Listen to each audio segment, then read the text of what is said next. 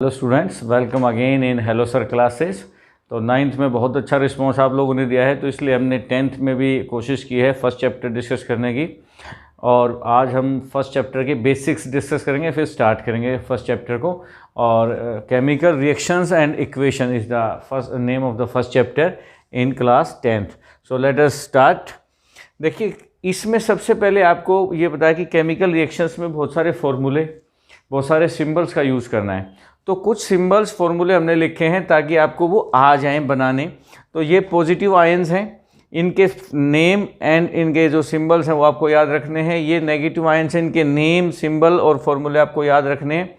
और इनको cross over करके, वो मैं अभी सिखाऊंगा कि कैसे क्रॉस ओवर करना है। इनको क्रॉस ओवर करके आप किसी भी कंपाउंड का फॉर्मूला बना सकते हैं। तो let us first discuss these ions.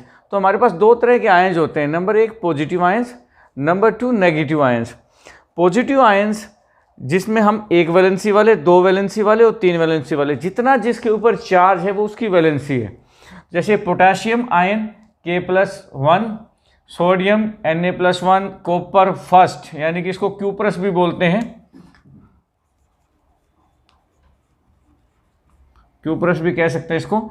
And इसकी भी valency Cu+1, silver Ag+1, ammonium ions NH4+1, hydrogen ion H+1, barium Ba2+। यहाँ तक आपको पॉजिटिव वाले वन वैलेंसी के लेने हैं। अब ये टू वैलेंसी वाले हैं, barium Ba2+, calcium Ca2+, magnesium Mg2+, zinc Zn2+, iron second जिसको हम फेरस भी बोलते हैं Fe2+, lead Pb2+, copper second या क्यूप्रिक भी बोलते हैं Cu2+, एल्यूमिनियम, अब ये थ्री वैलेंसी वाले हैं, एल्यूमिनियम Al3+, और आयरन या फेरिक आयरन थर्ड बोलते हैं इसको Fe3+। इसी प्रकार से नेगेटिव वैलेंसी वाले आयंस हमारे पास हैं, हाइड्रोक्साइड OH नेगेटिव यानी कि 1-, hydride H1-, fluoride F1-, chloride Cl1-, bromide Br1-, iodide I जिसको हम लिखते हैं 1-, बाइकार्बोनेट का HCO3 1-, bisulphide HSO3 1-, bisulphate HSO4 1-, nitrite NO2-, nitrate NO3-, permanganate MnO4-, और एल्यूमिनेट AlO2-। ये सभी वन वैलेंसी वाले आपको नजर आ रहे हैं। यहाँ पे 2 और 3 वाले भी देखेंगे हम। Carbonate CO3 2-, sulphide S2-, sulphate SO4 2-, oxide O2-, zincate ZnO2 2-, nitride. अब ये दो जो हैं वो 3 वैलेंसी वाले हैं, ये भी आपके सिलेबस में आ सकते हैं, N3-, और फॉस्फेट PO4 3-। देखिए, ये सभी आयंस मैंने लिख दिए, इसका आप स्क्रीनशॉट ले सकते हैं, पॉज करके देख सकते हैं।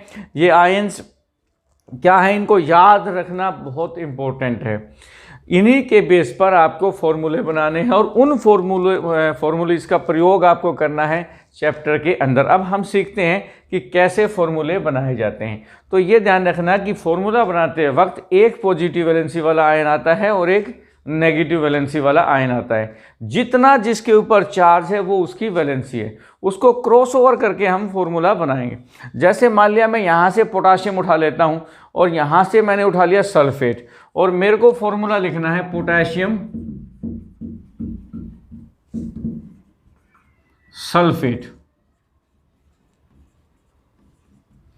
पोटाशियम सल्फेट का जब मैं फॉर्मूला लिखूंगा तो वो मैं क्या लिखूंगा, यहाँ पर मैं इसका लिखता हूँ +1, और यहाँ आप देख रहे हो सल्फेट का, ये सल्फेट है SO4 2-। अब जो जिसका चार्ज है वो उसके नीचे लिखते हैं हम 1 2, इसको क्रॉस करेंगे, यहाँ पर आ जाएगा K2 और यहाँ आ जाएगा SO4, क्योंकि इसको 1 से मल्टीप्लाई करेंगे, इसको 2 से, तो ये हो गया K2SO4 पोटाशियम सल्फेट का फॉर्मूला। इसी प्रकार आप किसी का भी फॉर्मूला यूज कर सकते हो। पहले नाम लिखा जाता है पॉजिटिव वैलेंसी वाले का, बाद में नेगेटिव वैलेंसी वाले का। अब जैसे किसी दूसरे का फॉर्मूला लिखते हैं, मान लिया मैं बेरियम क्लोराइड लिखना चाहता हूं, बेरियम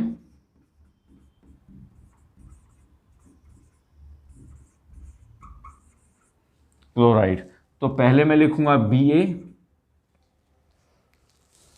2+, यहाँ पे भी देखिए बेरियम का जो है वो बेरियम 2+,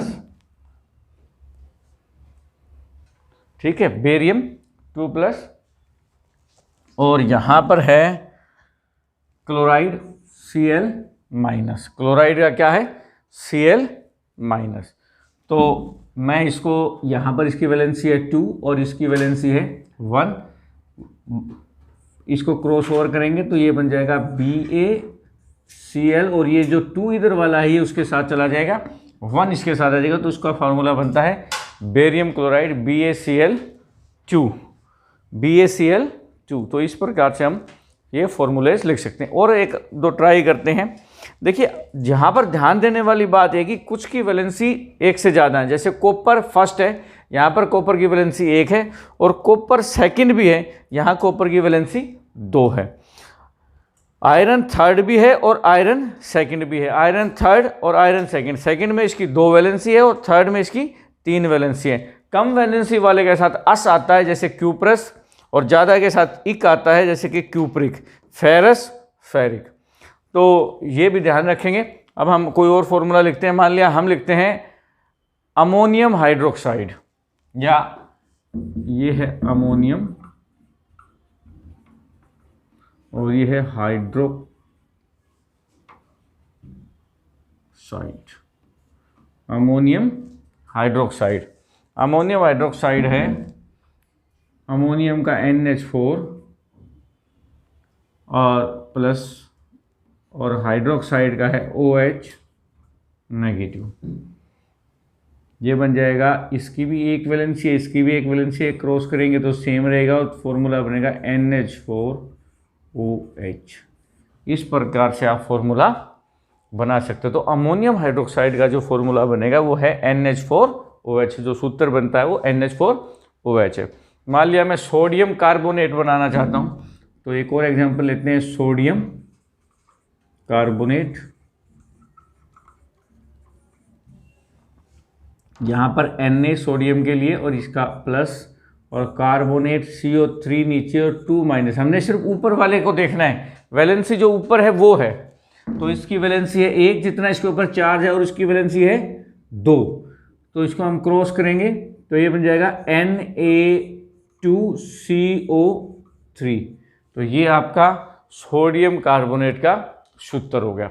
तो आपको समझ में आ गया होगा कि सूत्र कैसे बनाने हैं, सूत्र किस प्रकार से डिजाइन किए जाते हैं। सबसे पहले आपको ये चीज़ें याद रखनी है, दिस शुड बी मेमोराइज, क्योंकि इन्हीं के बेस पर फॉर्मूले हैं और इन्हीं के बेस पर आगे केमिकल इक्वेशन में यही फॉर्मूले पुटअप होकर केमिकल इक्वेशंस बनते हैं। तो आइए हम चैप्टर अब स्टार्ट करते हैं।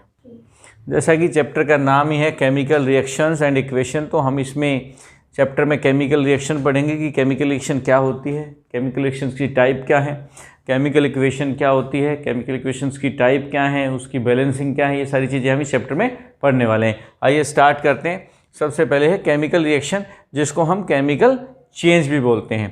केमिकल रिएक्शन और chemical change, a process in which new substances are formed with new properties. एक ऐसा प्रोसेस जिसमें नए सब्सटेंसेस बनते हैं नई प्रॉपर्टीज़ के साथ, उसको हम केमिकल प्रॉपर्टीज़ बोलते हैं। डेली लाइफ में भी आपने देखा होगा बहुत सारे चेंजेस आते हैं जिसमें नए सब्सटेंसेस बनते हैं, जैसे changing of milk into curd, rusting of iron, iron के ऊपर एक लेयर आ जाती है रस्ट की, रेडिश ब्राउन कलर की होती है। बर्निंग ऑफ कैंडल, जब कैंडल बर्न होती है तो गैसेस निकलती हैं। डाइजेशन ऑफ फूड, यानी कि फूड का जो कम्प्लेक्स फूड है उसको सिंपलर फूड में कन्वर्ट किया जाता है। ये सभी एग्जांपल्स डेली रूटीन के, डेली लाइफ के हैं, केमिकल चेंज के या केमिकल रिएक्शंस के। और केमिकल रिएक्शन में दो चीज़ें इंपॉर्टेंट हैं, नंबर 1 रिएक्टेंट्स, नंबर 2 प्रोडक्ट्स। जो केमिकल सब्सटेंसेस ओरिजिनली लिए जाते हैं स्टार्टिंग में उनको हम कहते हैं reactants. Chemical substances taken originally in a chemical reaction are called reactants, जो रिएक्ट भी करते हैं। सेकंड है प्रोडक्ट्स, जो रिएक्टेंट्स हैं उनकी रिएक्शन के बाद जो नए सब्सटेंसेस बनते हैं, the new substances formed in a chemical reactions are called product. जब कोई केमिकल रिएक्शंस को हम इक्वेशन की फॉर्म में डिनोट करते हैं तो हमें ये ध्यान रखना होता है कि रिएक्टेंट जैसे A+B है और प्रोडक्ट्स को C+D है, तो ये जो चीज़ है इसको हम बोलते हैं रिएक्टेंट और इसको बोलते हैं हम प्रोडक्ट्स। जो लेफ्ट साइड में लिखे जाते हैं एरो के वो होते हैं रिएक्टेंट्स, जो राइट साइड में लिखे जाते हैं वो होते हैं प्रोडक्ट्स। सो अब हम कुछ एग्जांपल्स लिख लेते हैं। ये 3 एक्टिविटीज़ आपकी किताब में गिवन है एनसीईआरटी में। पहली है कि मैग्नीशियम रिबन को जब जलाते हैं, हमें 2 या 3 सेंटीमीटर लंबा मैग्नीशियम रिबन लेना है लैब में, उसको सैंड पेपर से रब करते हैं। सैंड पेपर से इसलिए रब करते हैं उसको क्योंकि उसके ऊपर ऑलरेडी ऑक्साइड यानी कि मैग्नीशियम ऑक्साइड या magnesium carbonate, basic magnesium carbonate की लेयर होती है। या तो उसके ऊपर ऑलरेडी मैग्नीशियम ऑक्साइड की लेयर होगी या MgCO3.MgOH की लेयर होती है। तो उसको ऑलरेडी साफ़ किया जाता है सैंड पेपर यानी कि रेगमार, जो ऑलमोस्ट आपने देखा होगा पेंटर्स के पास, वो उससे रब करते हैं रस्ट वगैरह को साफ़ करने के लिए। उसी पेपर का हमने यूज़ करना है। तो जब उस मैग्नीशियम को साफ़ कर लेंगे उसके बाद उसको टोंग से पकड़ के, टोंग वो चिमटी जैसी जो फिगर में दिखाई है उसको, उससे पकड़ के और डायरेक्ट कैंडल या किसी फ्लेम के ऊपर उसको रखेंगे। ऑक्सीजन के साथ जब वो संपर्क में आएगा, जलेगा, तो मैग्नीशियम ऑक्साइड बनाएगा। ये ध्यान रखना है कि इसमें बहुत ही डेजलिंग वाइट, बल्कि सिल्वर वाइट कलर की डेजलिंग फ्लेम आपको नजर आएगी। बहुत ही चमकदार फ्लेम होती है, वाइट, सिल्वर वाइट कलर की। और इसलिए ये एक प्रिकॉशंस हमें रखना होता है कि we should wear eye protection, यानी कि हमें गोगल्स, ब्लैक कलर के गोगल्स हमें पहनने हैं ताकि आंखों पर इसका बुरा प्रभाव ना पड़े। ये पहली एक्टिविटी है। दूसरी एक्टिविटी में हम क्या करेंगे, लेड नाइट्रेट का सॉल्यूशन लेंगे, यानी कि लेड नाइट्रेट को पानी में डिजोल्व करके इसका सॉल्यूशन बनाएंगे और पोटासियम आयोडाइड का भी सॉल्यूशन बनाएंगे। ये दोनों सॉल्यूशंस कलरलेस होते हैं। ये दोनों सॉल्यूशन क्या होते हैं, कलरलेस होते हैं। जब इन दोनों सॉल्यूशंस को मिक्स करेंगे तो हमें मिलेगा लेड आयोडाइड, जिसका कलर होगा येलो, यानी कि इस रिएक्शन में कलर चेंज हो रहा है। और दूसरा क्या है, इसमें पोटासियम नाइट्रेट बनेगा, तो ये येलो कलर का सब्सटेंस बनेगा लेड आयोडाइड। ये भी एक्टिविटी आपकी बुक्स में गिवन है। तीसरे केस में हमें, तीसरी जो एक्टिविटी है उसमें हमने एक फ्लास्क लेना है। ट्रायंगुलर होता है फ्लास्क हमेशा इस प्रकार का। ये फ्लास्क है, इसके अंदर जिंक ग्रेन्यूल्स लेने हैं। क्या लेने हैं, जिंक ग्रेन्यूल्स, ग्रेन्यूल्स यानी कि दानेदार जिंक। और इसके अंदर हमने क्या डिजोल्व करना है, sulphuric acid, dilute sulphuric acid, dilute H2SO4 sulphuric acid. ये डाइल्यूट सल्फ्यूरिक एसिड इसके अंदर डालेंगे। इसमें एक डिलीवरी ट्यूब लगा सकते हो आप, जिससे गैस जो बनेगी वो बाहर आएगी यहाँ से। तो जिंक के अंदर जब डाइल्यूट सल्फ्यूरिक एसिड का मतलब इसके अंदर पानी मिक्स होता है। कंसनट्रेटेड जो सल्फ्यूरिक एसिड होता है वो 98% प्योर होता है, उसमें 2% केवल वाटर होता है, जबकि डाइल्यूट जो है वो 10% से स्टार्ट हो। जनरली जो रिएक्शंस में लिया जाता है उसमें 10% एसिड होता है और 90% वाटर होता है। तो zinc plus dilute sulphuric acid, zinc sulphate plus में गैस निकलती है, इसमें हाइड्रोजन गैस। कौन सी गैस निकलती है, हाइड्रोजन गैस। अब इस हाइड्रोजन गैस को टेस्ट कैसे किया जाता है, अगर आप इसके मुंह के ऊपर बर्निंग स्प्लिंटर लेके जाएं, ये बर्निंग स्प्लिंटर है,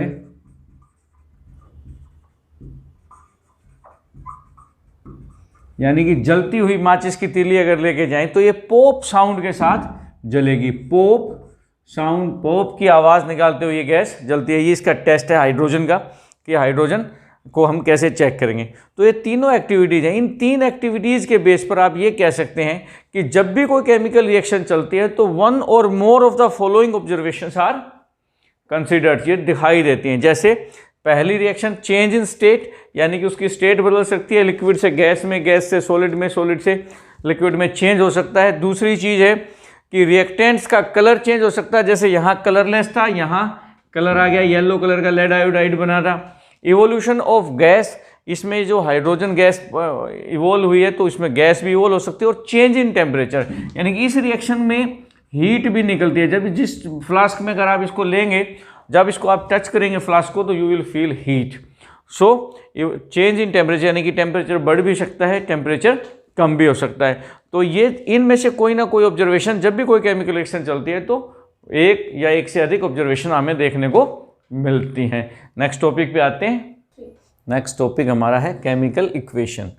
केमिकल इक्वेशन क्या है? देखिए रिएक्शन तो वो है जो हमने लैब के अंदर फिजिकली प्रेजेंट होके वहाँ जो रिएक्टेंट मिक्स किया और उससे जो प्रोडक्ट बने, दैट इज़ कॉल्ड रिएक्शन। लेकिन उसी चीज़ को पेपर पे रिप्रेजेंट करना सिंबल्स और फॉर्मूले की फॉर्म में, वो कहलाता है केमिकल इक्वेशन। लेकिन केमिकल इक्वेशन की ज़रूरत क्या है? देखिए किसी इक्वेशन को सपोज डिस्क्राइब करें, सपोज इसी इक्वेशन को डिस्क्राइब करें कि जिंक के अंदर H2SO4 मिलाएंगे, फिर उसके अंदर जिंक सल्फेट मिलेगा, फिर हाइड्रोजन गैस बनेगी, उसकी कंडीशंस क्या होंगी, ये सारी चीज़ बहुत बड़ा एक विस्तृत क्षेत्र बन जाएगा। और इसको शॉर्ट में डिस्क्राइब करने की ज़रूरत नहीं है, हमें शॉर्ट में जस्ट इसको रिप्रेजेंट कर दो, जो भी नेक्स्ट साइंटिस्ट है या स्टूडेंट है वो समझ जाएगा कि किस में क्या मिला और क्या कंडीशंस रिएक्शंस की हुई हैं जिसके बेस पर ये रिएक्शन चली है। उसके लिए हम इक्वेशन का उपयोग करते हैं कि उसमें शॉर्ट में सिंबल्स और फॉर्मूले की फॉर्म में किसी भी व्यक्ति को बाद में ये पता लग सकता है कि ये रिएक्शन किस आधार पर चली है, कि कौन से इसमें रिएक्टेंट्स है, कौन से इसमें प्रोडक्ट्स है, कौन सी इसमें कंडीशंस है, कितना डेंजर है, एक्सोथर्मिक है, एंडोथर्मिक है, हीट निकल रही है, हीट एब्जॉर्ब हो रही है, वो सारी कंडीशन इसमें पता लगती हैं। अब बात करते हैं केमिकल इक्वेशन है क्या। It is the representation of chemical reaction, यानी कि केमिकल रिएक्शन को ही रिप्रेजेंट कर रहे हैं in the form of symbols, symbols की फॉर्म में, एंड फॉर्मूले और फॉर्मूलेज के सूत्रों के आधार पर, of elements and compounds taking part, जो भी एलिमेंट्स और कंपाउंड टेक पार्ट कर रहे हैं उनके सिंबल्स या उनके फॉर्मूलों के आधार पर हम जब उसको रिप्रेजेंट करते हैं केमिकल रिएक्शन को, तो उसको कहते हैं केमिकल इक्वेशन। जैसे कि मान लिया कॉपर ऑक्साइड कार्बन के साथ रिएक्ट करता है और ये बनाता है कॉपर प्लस कार्बन मोनोऑक्साइड, तो इस इक्वेशन को हम इस प्रकार से रिप्रेजेंट करते हैं कि जो रिएक्टेंट हैं वो लेफ्ट साइड में लिखे जाते हैं, प्लस का साइन उनके बीच में होता है, जैसे copper oxide plus carbon, arrow का सिंबल ये हमेशा प्रोडक्ट की तरफ एरो का साइन होता है, और ये कॉपर का सिंबल Cu और CO कार्बन मोनोऑक्साइड का फॉर्मूला। इस प्रकार से आप इसको रिप्रेजेंट कर सकते हैं। लेकिन केमिकल रिएक्शंस को, केमिकल इक्वेशंस को रिप्रेजेंट, मतलब कई तरीके हैं जिससे उनको हम रिप्रेजेंट करते हैं। पहला है वर्ड इक्वेशन। वर्ड इक्वेशन का मतलब है कि जो भी रिएक्टेंट या प्रोडक्ट हैं वर्ड्स की फॉर्म में उनका नाम लिख दिया जाता है। प्रोसेस यही है कि रिएक्टेंट लेफ्ट साइड में, प्रोडक्ट राइट साइड में, और जितने भी रिएक्टेंट हैं उनके बीच में प्लस का साइन आएगा, और जितने भी प्रोडक्ट्स हैं उनके बीच में प्लस का साइन आएगा। और रिएक्टेंट्स को प्रोडक्ट से सेपरेट करता है arrow, which is pointing towards product always. जैसे वर्ड इक्वेशन में हमने जिंक मान लिया, जिंक और सल्फ्यूरिक एसिड रिएक्ट करते हैं, तो जिंक यहाँ पर जमा में प्लस में सल्फ्यूरिक एसिड, एरो का साइन, जिंक सल्फेट और हाइड्रोजन गैस निकलती है। इसी को केमिकल इक्वेशन की फॉर्म में लिखेंगे, अगर इनके नीचे इसके सिंबल्स लिख देंगे और फॉर्मूले लिख देंगे तो वो बन जाएगी केमिकल इक्वेशन।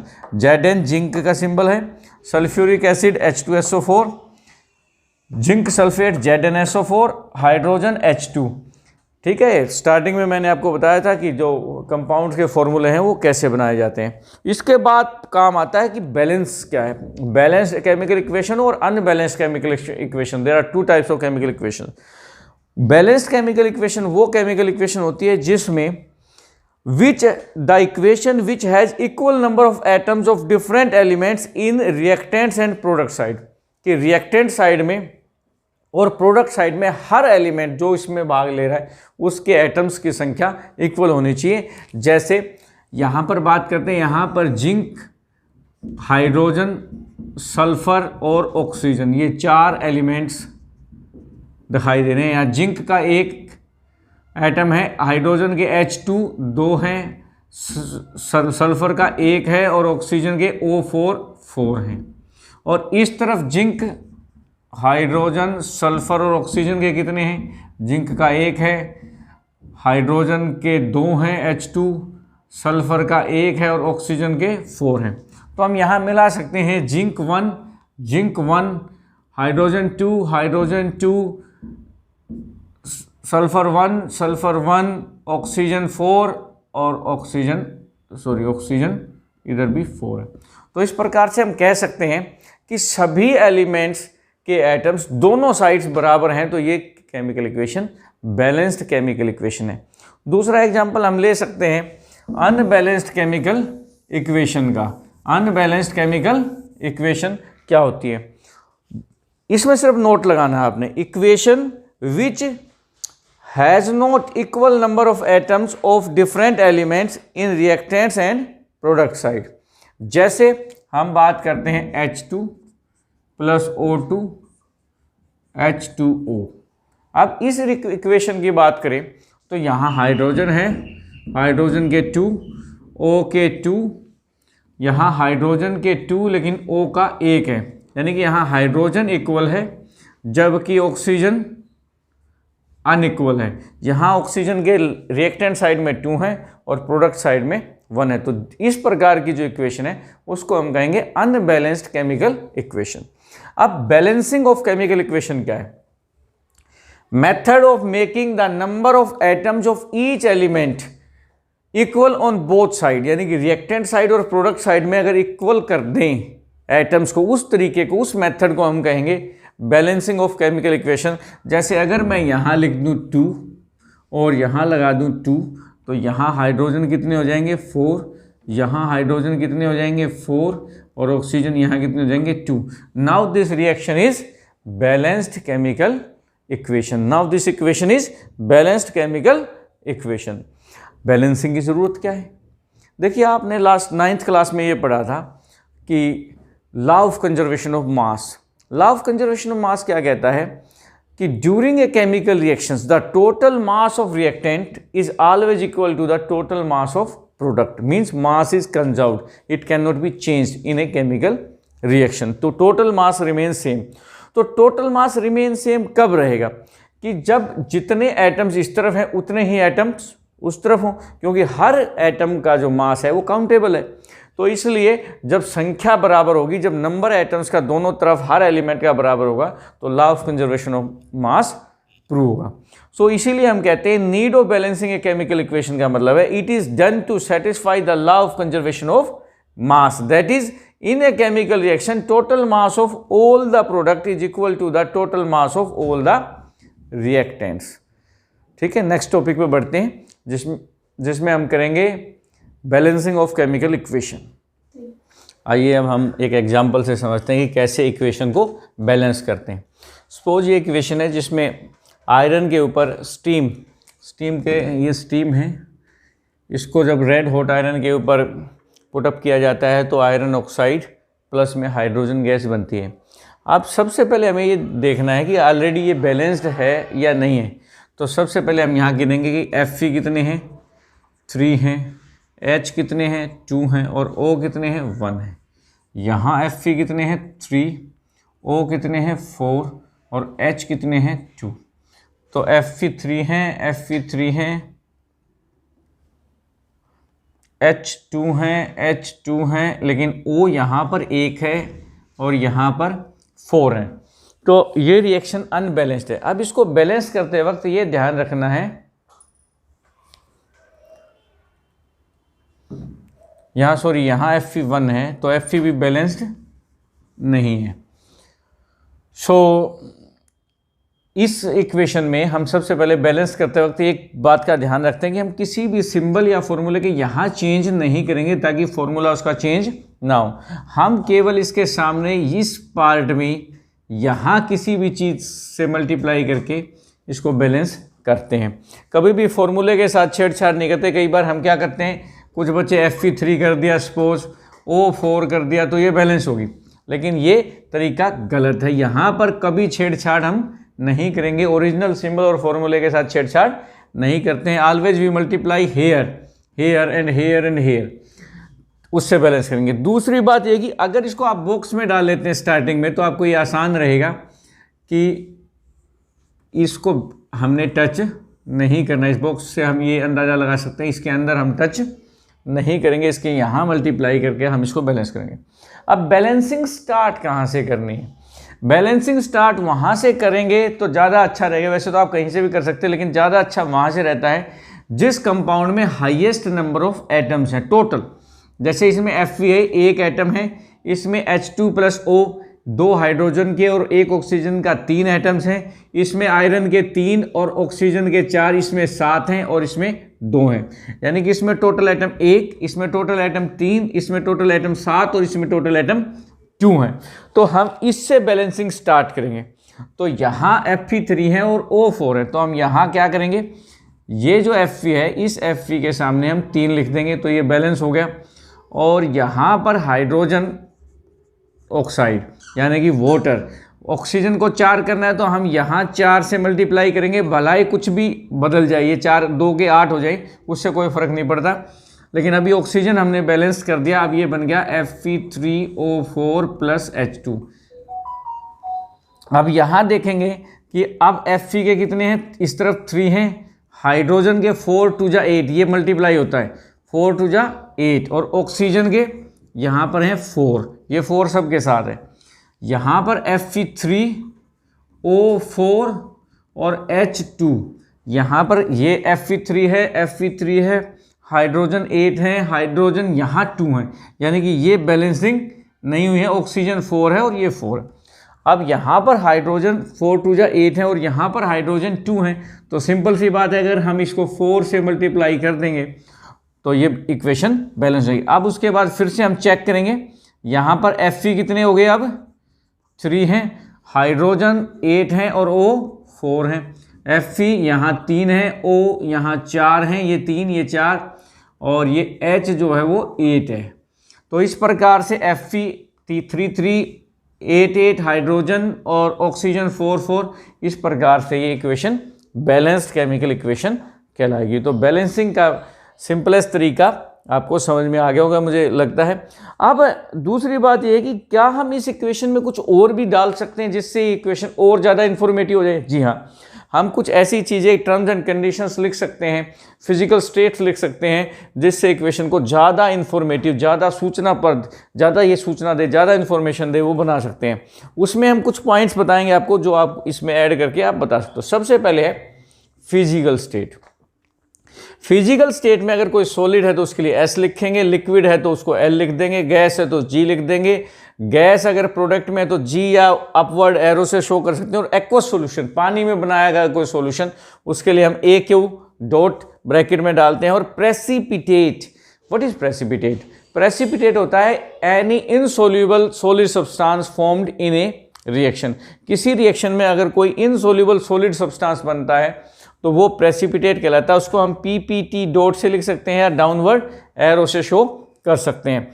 अब इसी इक्वेशन में हम लिखते हैं जैसे Fe आयरन है, ये सॉलिड होता है तो हम इसको S लिख देंगे। उसके बाद ये हमने लिया था स्टीम गैस की फॉर्म में होती है, भाप, तो उसको हम G लिखेंगे। अब ये है Fe3O4, ये भी सॉलिड है तो इसको हम S से लिखेंगे। और ये है हाइड्रोजन गैस, या तो इसको G से लिखेंगे या अपवर्ड एरो से, कोई भी एक चीज़ यूज़ कर सकते हैं क्योंकि गैस इवोल्व हो रही है। तो इस प्रकार से हम स्टेट लिख सकते हैं किसी केमिकल इक्वेशन में। दूसरी बात हम लिख सकते हैं heat exchange, concentration of acid. दूसरी कंडीशन है, कई बार हम एसिड लेते हैं, एसिड 2 प्रकार के होते हैं, एक कंसंट्रेटेड एक डाइल्यूट। कंसंट्रेटेड का मतलब है उसमें पानी नहीं मिलाया होता, यानी कि जैसे कंसंट्रेटेड H2SO4 है तो उसमें 98% H2SO4 है और 2% केवल पानी है। और जो केमिकल रिएक्शन में हम जनरली एसिड यूज़ करते हैं वो डाइल्यूट एसिड्स होते हैं। डाइल्यूट एसिड जो केमिकल रिएक्शंस में हम जनरली यूज़ करते हैं उसमें 90% वाटर है और 10% एसिड होता है। बाकी डाइल्यूशन का मतलब है एडिंग वाटर इनटू एसिड। तो यहाँ पर मान लिया हम कोई रिएक्शन लिखते हैं, जैसे हमने लिखा जिंक सॉलिड प्लस में H2SO4, तो हम यहाँ क्या लिख देते हैं ब्रैकेट में, डाइल्यूट लिख देते हैं। डाइल्यूट का मतलब उसमें पानी मिला हुआ है। उसके बाद ZnSO4, ये आप एक्वस लिख सकते हो, प्लस में हाइड्रोजन गैस। ये इस प्रकार से आप डाइल्यूट या कंसंट्रेटेड एसिड को भी शो कर सकते हो कि एसिड डाइल्यूट लिया है या कंसंट्रेटेड लिया है, इक्वेशन को ज़्यादा इन्फॉर्मेटिव बना सकते हो। तीसरी चीज़ है हीट एक्सचेंज। हीट एक्सचेंज का मतलब जब कोई रिएक्शन होती है तो कई बार हीट इवोल्व होती है और कई बार हीट एब्जॉर्ब होती है। उसी के आधार पर रिएक्शंस की 2 अलग से टाइप्स भी हमारे पास। एक है एक्सोथर्मिक रिएक्शंस। एक्सोथर्मिक रिएक्शंस वो रिएक्शन होती हैं जिसमें हीट इवोल्व होती है, यानी कि हीट निकलती है।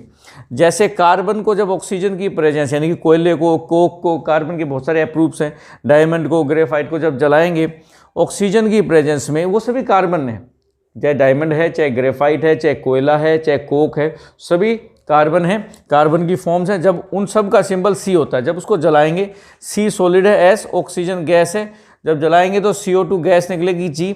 और इसमें हीट इवोल्व हुई है, अगर हीट इवोल्व हुई है तो हम प्लस हीट लिखते हैं प्रोडक्ट साइड में, ये सिंबल यूज करेंगे एक्सोथर्मिक रिएक्शन के लिए, plus heat sign on the product side. इसी प्रकार दूसरा इक्वेशन है मीथेन गैस, या इसको हम नेचुरल गैस भी बोलते हैं। मीथेन गैस को जब ऑक्सीजन की प्रेजेंस में जलाते हैं तो कार्बन डाइऑक्साइड प्लस वाटर और फिर से हीट इवोल्व हुई है, ये भी एक्सोथर्मिक रिएक्शन का एक एग्जाम्पल है। और तीसरा एग्जाम्पल है रेस्पिरेशन। रेस्पिरेशन हमारी बॉडी में एक चलने वाली एक निरंतर प्रक्रिया है, जिसमें हम ग्लूकोज का ऑक्सीडेशन करते हैं, कार्बन डाइऑक्साइड और वाटर बनते हैं, प्लस में एनर्जी रिलीज होती है। तो क्योंकि इसमें एनर्जी रिलीज हो रही है तो ये एक रेस्पिरेशन एक एक्सोथर्मिक प्रोसेस है, ठीक है। इसी प्रकार डिकम्पोजिशन, जैसे गलना सड़ना वेजिटेबल मटेरियल्स का, जो वेजिटेबल मटेरियल का डिकम्पोजिशन होता है उसमें भी हीट पैदा होती है। दूसरी टाइप है इसी बिहार पर एंडोथर्मिक रिएक्शंस, वो रिएक्शंस जिसमें हीट एब्जॉर्ब होती है उसको कहते हैं हम exothermic reaction, sorry endothermic reaction, जिसमें हीट एब्जॉर्ब होती है। जैसे एग्जांपल इसमें nitrogen plus oxygen plus heat, heat इसमें देखो इस तरफ आई है रिएक्टेंट साइड में, यानी कि हीट एब्जॉर्ब हो रही है, और नाइट्रस ऑक्साइड ये प्रोडक्ट बना है। इसी प्रकार फोटोसिंथेसिस भी एक एंडोथर्मिक रिएक्शन है। फोटोसिंथेसिस आपको पता है, प्रकाश को पौधे एब्जॉर्ब करके क्लोरोफिल की प्रेजेंस में अपना फूड बनाते हैं, क्योंकि उसमें लाइट एनर्जी एब्जॉर्ब हो रही है, तो इसलिए वो भी एक एंडोथर्मिक रिएक्शन है, ठीक है। नेक्स्ट टॉपिक पे आते हैं। इसी के साथ हम पार्ट 1 इस चैप्टर का ख़त्म करते हैं। इस वीडियो को लाइक, सब्सक्राइब और शेयर करना ना भूलें, और कमेंट करके बताएं कि आपको वीडियो कैसा लगा। सेकंड पार्ट के लिए आप वेट करें, बहुत जल्द हम सेकंड पार्ट आपको लिए